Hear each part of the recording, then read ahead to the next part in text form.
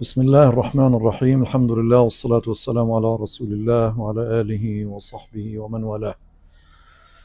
رمضان هذا أوان المرابطين.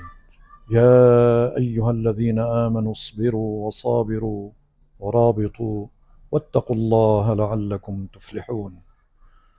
نعم أيها الأحبة الكرام، أيها الإخوة المسلمون والمؤمنون في مشارق الأرض ومغاربها، وفي ساحتنا اللبنانية خصوصا، إخواننا في أرض غزة العزة قدموا أعلى صور الرباط في المال والنفس، الرباط في الأسرة، الرباط في المسجد، الرباط في المؤسسة، كل أنواع التضحيات عملا بقوله تعالى: والذين جاهدوا فينا لنهدينهم سبلنا وإن الله لمع المحسنين.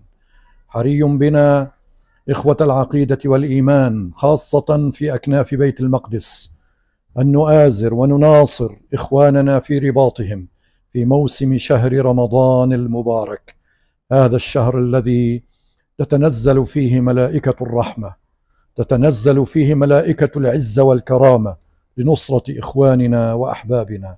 حري بنا أن نرابط في بيوت الله تبارك وتعالى بصيامنا وقيامنا وركوعنا وسجودنا ودعائنا واستغفارنا ورجائنا، وأن نجاهد بأموالنا أعلى ما نملك نصرة لإخواننا المرابطين.